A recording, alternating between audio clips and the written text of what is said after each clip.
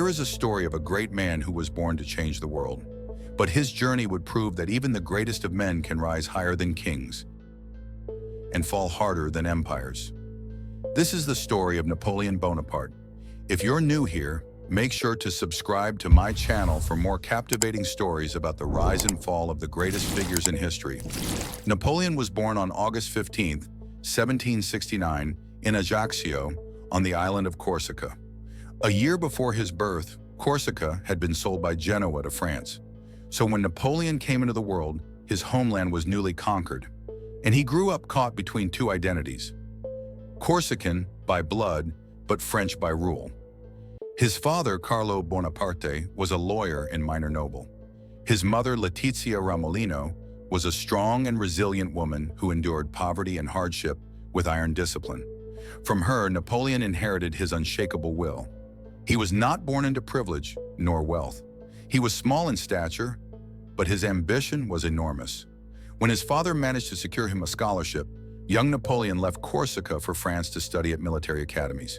He was sent to French military schools, first at Autun, then at Brienne, and finally to the École Militaire in Paris. He graduated in 1785 as an artillery officer. There he learned artillery, strategy, mathematics. But he was always the outsider, mocked for his accent, for his Corsican roots. They saw a short, serious boy who barely spoke, but behind that silence burned a mind that never stopped calculating. At 16, he became a second lieutenant in the French army. At 24, France was on fire. The year was 1793. The revolution had torn down the monarchy, and chaos ruled the streets.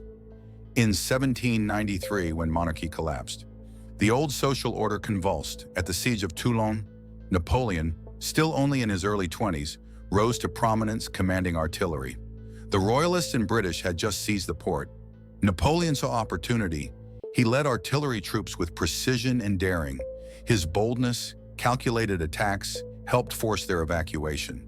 He took the city and caught the attention of the revolutionary government. He was promoted to brigadier general at the age of 24. The revolution had given him the chance, and he seized it. By 24, he was a brigadier general. By 26, he was one of France's brightest rising stars. Then came the Italian War. In 1796, he was given command of the French army in Italy. The French army of Italy was poorly equipped, outnumbered, and demoralized. But under Napoleon, they became an unstoppable machine. He used speed, surprise, and psychological warfare to crush the Austrians and their allies. Soldiers adored him, not because he commanded them, but because he inspired them. He ate with them, marched with them, and shared their dangers. The name Napoleon became a legend. With victory after victory, his fame grew. He rewrote the rules of warfare, reorganized his armies into mobile corps. France stood, trembling and triumphant. But ambition is insatiable. In 1798, Napoleon turned his eyes toward Egypt. His goal: strike at Britain's crown jewel, India, through the route of the Mediterranean and the Red Sea. He landed in Egypt, won on land at the Battle of the Pyramids. But at sea, his fleet was destroyed by the British under Admiral Nelson at the Battle of the Nile. The expedition became stranded. The dream of empire in the East stalled. The Egyptian campaign ended in failure. But the myth of Napoleon grew still. Back home, France was unstable. The revolution had devoured its own children, and the government, the Directory, was corrupt and weak. Napoleon saw his chance. In November 1799, he staged a coup d'etat, overthrowing the government and making himself first consul of France. At just 30 years old, he was now the most powerful man in the nation, and he wasted no time shaping France into his image. He rebuilt the economy, stabilized the currency, and created the Bank of France. He reformed education, strengthened the military, and above all, wrote a new legal system. In 1804, he introduced the French Civil Code, the Napoleonic Code. It established equality before the law, religious freedom, and the end of feudal privileges. It was one of his greatest legacies, a code that still influences modern law across the world. He even reached a concordat with the Pope to stabilize religion in France. Napoleon is a great man that did a lot of good deeds for the people of France. But the more power he gained, the more he hungered for. In 1804, he did one of the most fearless things for mankind to pull off. In a grand ceremony inside the Notre Dame Cathedral in Paris, Napoleon crowned himself Emperor of the French. Not the Pope, not the people, he crowned himself. It was the ultimate symbol. Napoleon owed his throne to no one. For years, his armies marched across Europe, unstoppable. Austria, Prussia, Italy, all fell to his might. At the Battle of Austerlitz, he crushed the combined armies of Russia and Austria in one of the greatest tactical masterpieces in history. France stood as the dominant power on the continent, but across the Channel, Britain remained his greatest enemy. He tried to weaken them through economic warfare, the continental system, banning trade with British goods. Instead, it hurt Europe's economy and stirred resentment. Meanwhile, the fires of nationalism began to spread in countries under French rule. Still, Napoleon's empire grew. He redrew borders, installed his relatives as kings, and built a new aristocracy loyal only to him. But every empire built on conquest eventually meets its limit. In 1812, Napoleon made his greatest mistake. He invaded Russia. He marched in with over 600,000 men. 600,000.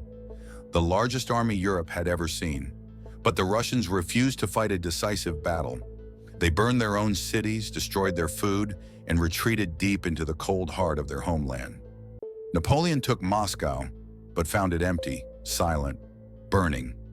Winter came, and the French army began its desperate retreat. Snow, starvation, and disease killed them faster than bullets. Only a fraction made it back to France. That campaign shattered his aura of invincibility.